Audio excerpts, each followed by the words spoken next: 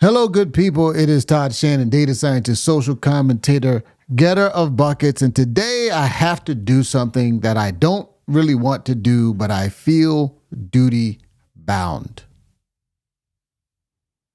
It is time to mash the big homie, Jason Whitlock.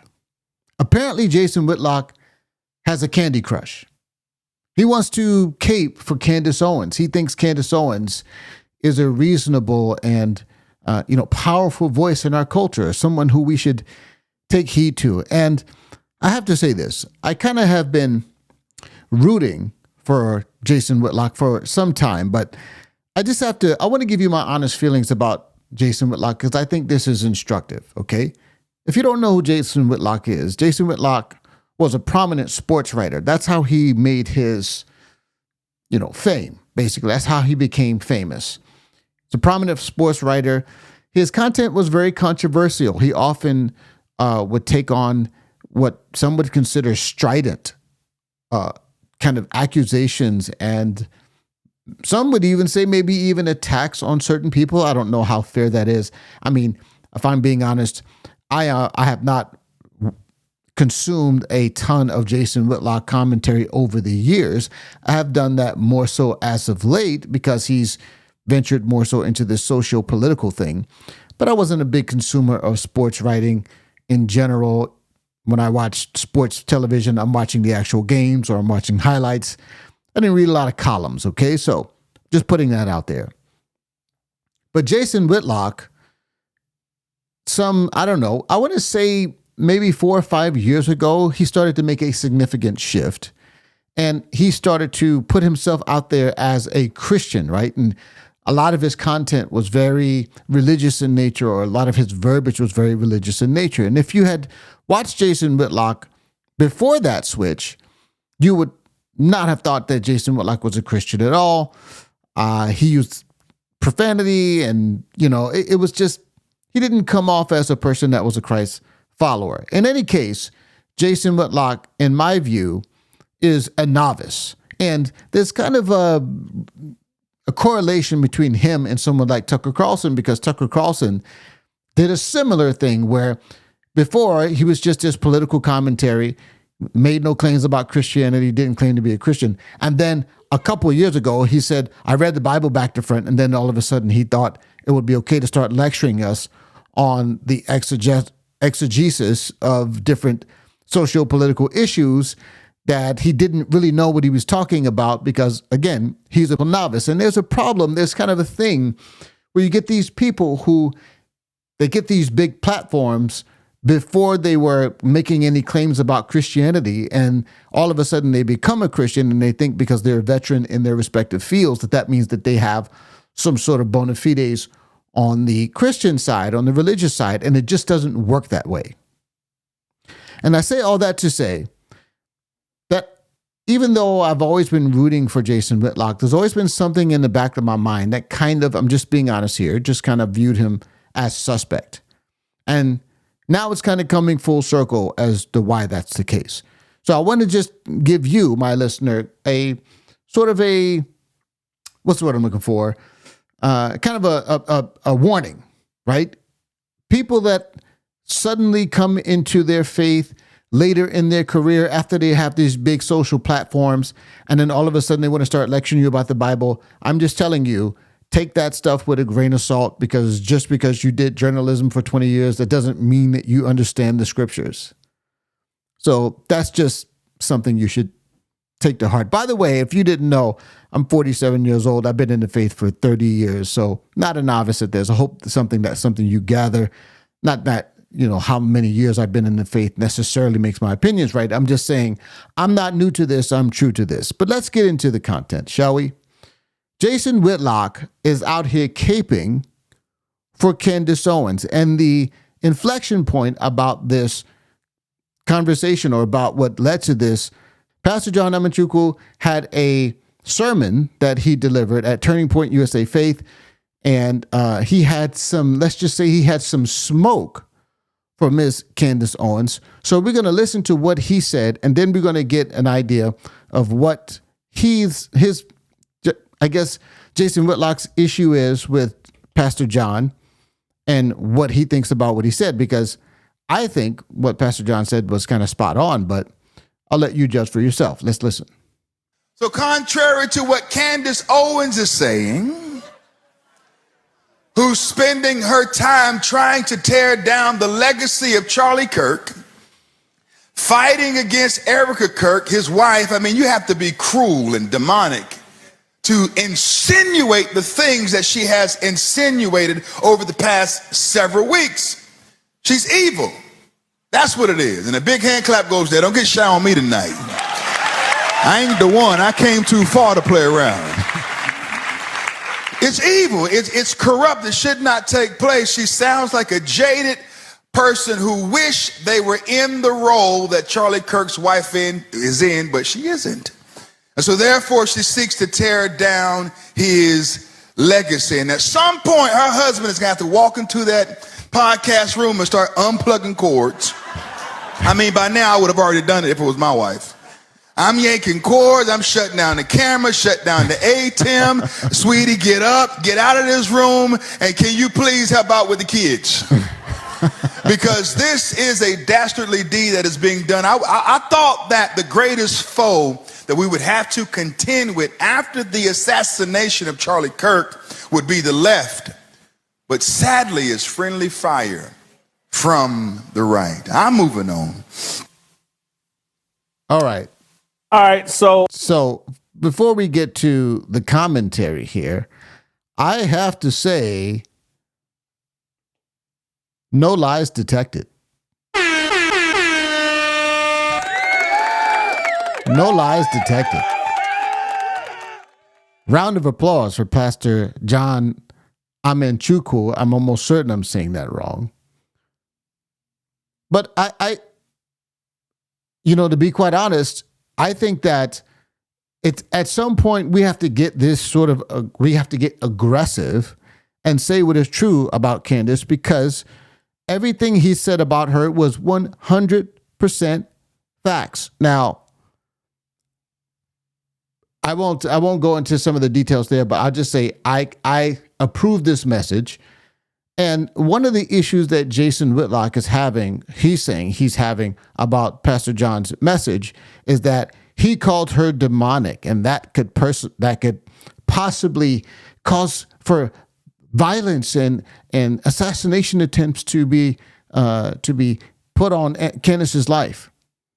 And I find this so rich because I find a certain, kind of portion of the right now, and I'm going to put that in air quotes, so the right, they got this double standard now where they want to say that we shouldn't say things that are true because of what they could lead to, because the left, for example, made a bunch of false accusations about the people on the right being Nazis and being fascists and being Hitler and all of this nonsense. And that's why there've been attacks on Donald Trump's life. And that's where obviously Charlie Kirk was assassinated, so forth and so on.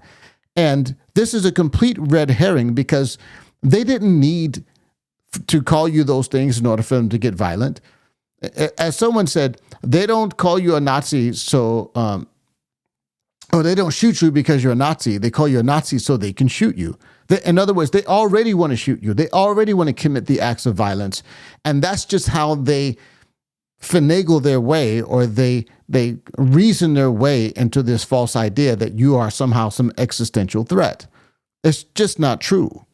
And now when they actually have these things that are true about them, should we bite our tongue because it's going to, quote unquote, incite violence against them?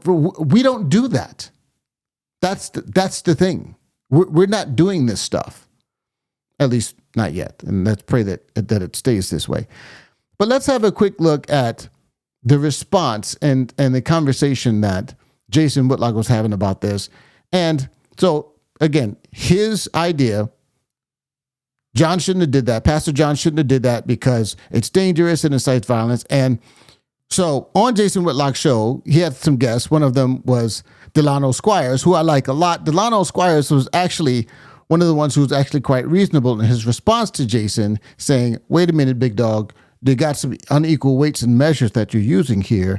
And he just wanted to set the record straight. So let's look at what Delano says, because I thought it was reasonable. And I think if Jason was being honest, he would just recognize, oh, yeah, you're kind of right about this. Let's listen.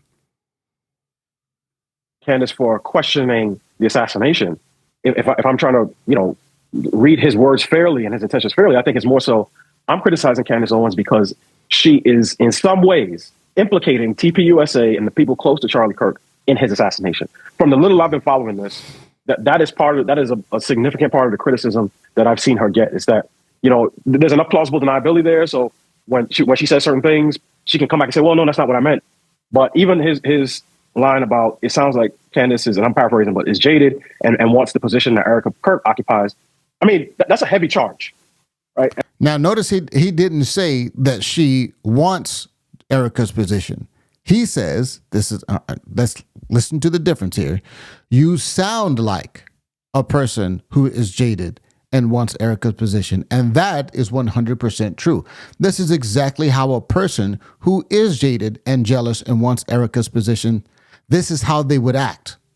He didn't make any claim to any knowledge about that, but now there's obviously an inference there. Let's be clear. I don't think that he's saying that because he doesn't believe that it's possible. I think he believes that it's not only possible, but that it's plausible.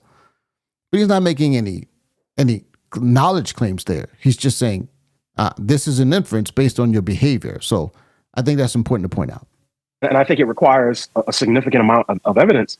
But I think his point is that by, in some ways, implicating TPUSA, she is tarnishing Charlie Kirk's legacy, which I think is a different point than saying questioning the assassination in and of itself tarnishes Charlie Kirk's legacy. And the other thing I'll say, and this goes to your comment. And I just have to pause this because I didn't show this because just in the interest of time. Of course, like all Candace apologists, Jason Whitlock makes this lame excuse like saying, oh, they're just, you calling her demonic just because she's questioning the assassination. This is the classic stupid Candace line. I'm just asking questions. No, you aren't just asking questions. And I can't believe, and I can't give Jason Whitlock the benefit of the doubt because he's not a moron. And I've watched enough of his show to know that he's not a moron. So he's got no, I can't give him the benefit of the doubt. He doesn't get a pass on this. He's being dumb on purpose. And this is why I call this whole thing a Candy Crush, right? Because he's apparently under some sort of spell.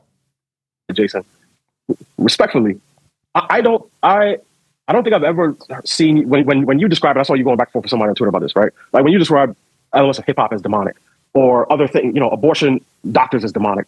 I never read that as you calling for violence or suggesting violence against those people. Talk your talk, Delano.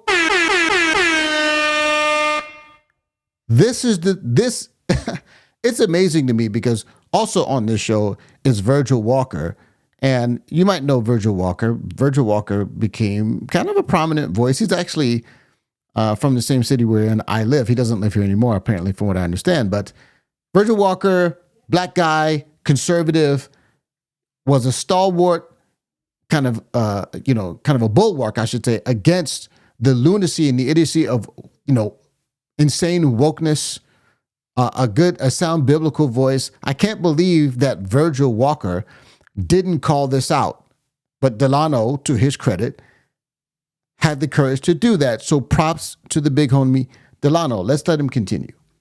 I've never interpreted it that way. I think you use the term to say the things that this person is doing are objectively evil and go against any sort of standard of biblical righteousness. And we may disagree that what Candace is doing is that, but I don't know that I would go as far as saying that his words in any way, shape, or form are calling for violence against her, because that's not a standard that heretofore we've used. When we use those terms, demonic or evil, and so on and so forth. So he's saying to Jason, obviously, you are kind of playing this a little bit fast and loose. You call things demonic all the time, and I don't seem to think that anyone's taking that as you calling for violence against someone. So now you're trying to play that card with Candace. What's up with that? Let's listen to what Jason says. So I think objectively, hip hop music, commercial hip hop that everybody knows I'm talking about, I think it's demonic and evil. And so when I say hip hop music is demonic and evil, I mean exactly what I'm saying. Right. I think Snoop Dogg making and participating, he's participating in a demonic act, creating this music, and I think he knows exactly what he's doing. And so I think calling out the music, which I believe objectively can be called demonic, nihilistic, evil, blah, blah, blah. I think the act of abortion is demonic and evil. And I think the doctors that carry out the acts of that, demonic and evil. I rarely use specific names, Puff Daddy or whatever, but mostly I'm just criticizing the music. I think if John wants to argue that, hey, speculating about who's involved in a murder, if he wants to call that demonic and evil, I think there's a debate for that. I think all gossip and all that is sinful or not what God wants us to do. But, calling out hip hop music isn't the same as saying Candace Owens is evil and demonic. And I think. Okay. This gets to what I was saying right at the beginning of my video, which is, this is why, let's just be clear about this. Jason Whitlock doesn't know the Bible. He doesn't. The man came to faith. I don't know how old he is. He's got to be close to 60 years old, if he's not already, north of 60. He came to faith in a public way, at least, just a few years ago. So the man's already in his latter years coming to the knowledge of the faith. I'm sorry, but people, it's just a fact. When you come to any sort of significant ideological change that late in your life, you are slow to relearn things. You are slow to have your mind renewed. Okay? Jason Whitlock has come to this thing with a lot of the baggage from his former life, from his old ways, from the old man, and he doesn't really know. He knows a lot about journalism, and he knows a lot about the world and the culture in which he lives in, but he doesn't know a lot about the scriptures. And when you're in your late 50s, early 60s, you don't learn it that fast. Because if he understood what the definition of demonic means, he would know how absurd this is. I pointed this out in the video that I did where I provided proof that Candace Owens was accusing not only TPUSA for being involved in being a party to Charlie Kirk's assassination, but she directly implicated Erica. And the Bible says the 6 things the Lord hates, 7 are an abomination. A lying tongue is one of them, and another one of them is the one that sows division or discord among the brethren. And Candace Owens is the single most prolific divider of people that I have seen in recent years. So if God says he hates these things, and 2 of the 7 things at least are things that she is doing on a daily basis, slander, innuendo, dividing people, lying, which I'm sure certainly is in those list of things, a list of her behaviors that would qualify. How is she not behaving in a demonic way? How does Jason Whitlock even understand? How does he even understand what demonic is? One of the main things about a demon, one of the things they do is they falsely accuse people. The name Satan means accuser. Okay? To falsely accuse someone is about as demonic a thing as you can do. But let's let Jason Whitlock maybe finish his thought here. And he's obviously painted himself into a corner, and he's trying to redeem himself. But if he had the humility that he needs to have in it, he would just acknowledge that double standard and back off of it and repent. But is he going to do that? No. Let's listen. He did that specifically by name. It's no different. Excuse me. No, I was just going to say, but I want you to hear what I was saying. I'm not disputing or disagreeing with your use of the terms demonic and evil to call out hip hop. I'm saying I don't believe that your consistency in doing that is in any way, shape, or form a call for violence against those people. And that's the difference. Because in your tweet, you said using these terms in some ways can lead to violence against her. And I've never heard you use demonic and evil in any way, shape, or form that would suggest, Jason, No, he wouldn't mind if somebody shot an abortion doctor or killed a hip hop artist. That's what I'm saying. That's the difference. Not the use of the term. It's just this is the first time I've seen you link that term to potential violence against the person that has been described that way. That's the difference I'm trying to call attention to. So not only is Delano spot on with that, but there's another thing that I find absolutely astounding about this whole conversation, because he tried to make it, and I apologize because I had it a little bit choppy, but Jason Whitlock tried to say that what he was doing was different is because, when he calls something demonic, he's not referring to specific people, right? He's not calling specific people like demonic. He's saying these things are demonic. That's what he says. I don't even know if that's necessarily true, but let's just take him at face value and assume that that's what he means. This is where the double standard becomes pretty egregious, because I want to show you Candace Owens doing one of, I don't know, this is so common for Candace Owens to do that it's just like, I don't know, it's just common parlance for her. She does this hundreds of times a week, probably, calling people and things demonic. And not once has Jason Whitlock, and I'm going to show you proof of that, by the way. I don't know that Jason Whitlock has ever said to Candace Owens, you need to chill with the demonic references and calling people demonic. So let's have a quick look at Candy Owens herself calling Seth Dillon a literal demon. Seth Dillon, him being one of the founders of the Babylon Bee, or the CEO of the Babylon Bee. I'm your friend. You can always call me. This is their strategy behind the scenes, and it's also their strategy in front of the scenes. I think Seth Dillon is a literal demon. I will never, I can't explain to you, there's something very dangerous. Dillon is a literal demon. I will never, I can't explain to you, there's something, Dillon is a literal demon. I will never, I can't explain to you, there's something, Dillon is a literal demon. I will never, I can't explain to you, there's something very dangerous, psychologically wrong with him. This is how they behave. And Did I just hear what I just think I just heard? Candace Owens calling someone a demon? Oh, is that a one-off? I mean, if I had the time of my guy, Nathan Livingstone of Milk Bar TV, I could probably put together a 10-minute highlight reel of Candace Owens calling people demonic. She was saying how it was demonic, how people were giving a bunch of money to Charlie Kirk, to TP USA in the wake of Charlie Kirk. She was saying that was demonic. She called Bibi Netanyahu a literal demon. She says Israel is a demonic nation. She says Seth Dillon. She says Josh Hammer is a literal demon. All she does is call people demons. That's all she does. That's all she does. So now let's look at now.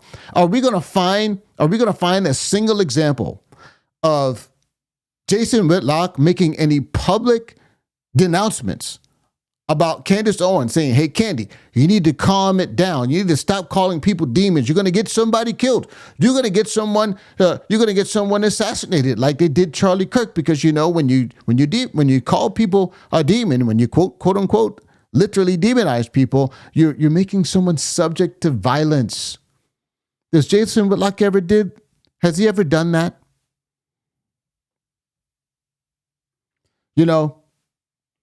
One of the things that I appreciate about AI is particularly about Grok.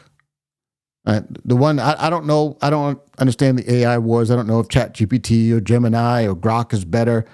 All I know is that Grok can search every public tweet and give you a summary of it. And that's bad news in this case for Jason Whitlock, because I've been watching. The reason why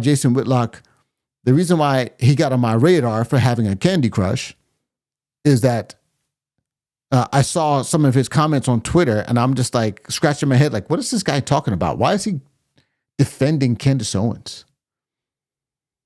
So I asked Grok. I said, hey, Grok. I said, Grok, look up here. Can you search the post history of Jason Whitlock, or summarize where he has criticized Candace Owens for her aggressive and accusatory tone towards Turning Point USA? Okay. I just started there. I just want to do the Turning Point USA thing. I didn't include like Seth Dillon and the Babylon Bee or Josh Hammer or anybody else that Candace Owens has attacked. Okay. I just went with this specific thing. So I'm trying to zoom out here a little bit. This is what Grok says. Grok says, summary of Jason Whitlock's post on Candace Owens and Turning Point USA. Based on a search of Jason Whitlock's ex-post history at Whitlock Jason, he has not directly criticized Candace Owens for an aggressive and accusatory tone, specifically towards Turning Point USA. In fact, recent posts from late 2025 show Whitlock defending Owens against harsh language used by a TPUSA affiliated pastor, John Emenchukwu, who called her evil and demonic during a TPUSA faith event. This defense aligns with Owens' ongoing public feud with TPUSA leadership following Charlie Kirk's assassination in September 2025, where she has accused the organization of betraying Kirk and mishandling his legacy, e.g., via leaked texts and conspiracy claims about his death. Whitlock appears to view Owens' scrutiny of TPUSA as legitimate journalism, not overly aggressive. Have several seats, Jason Whitlock. You are showing yourself to be fraudulent. And I hate to say that because I was rooting for you.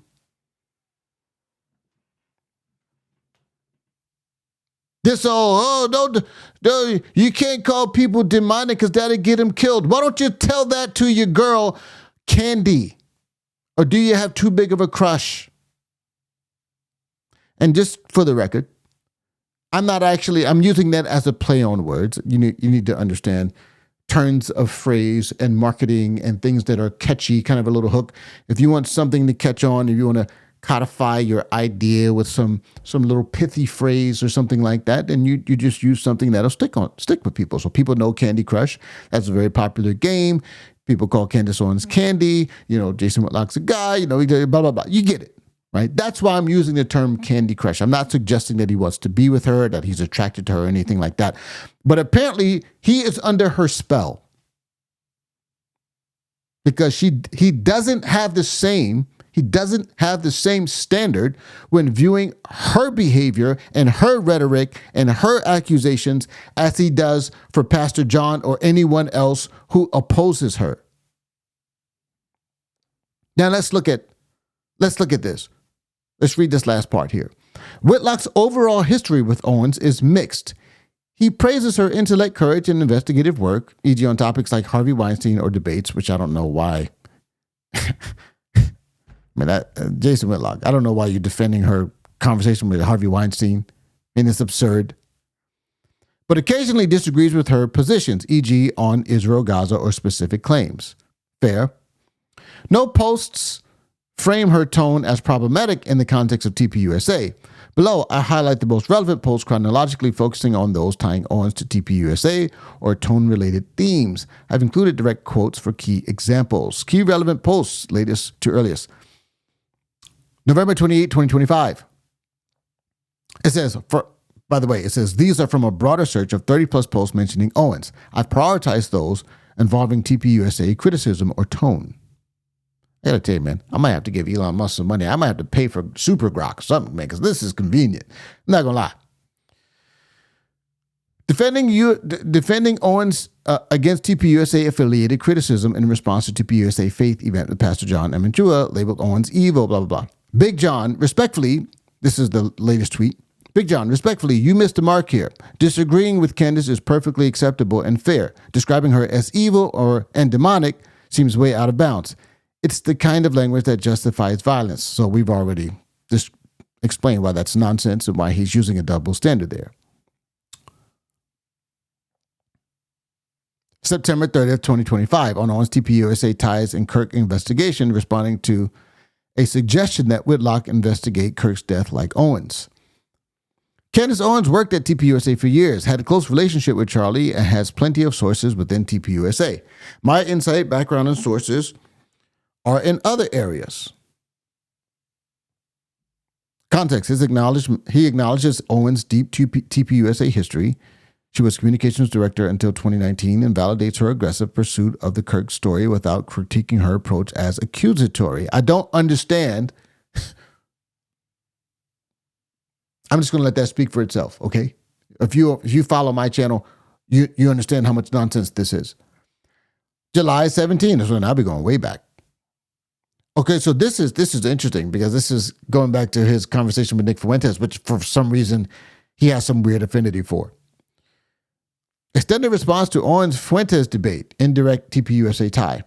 In a long thread analyzing Owens' debate with Nick Fuentes, a figure often at odds with Turning Point USA circles, Whitlock praises her humility and biblical grounding. Oh, Lord, help us.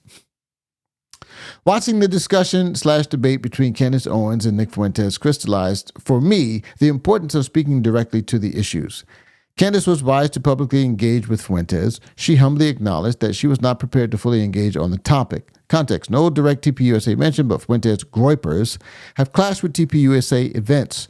Whitlock contrasts Owens' measured tone with Fuentes' racial idolatry, positioning her as thoughtful rather than aggressive. Now, I will say this.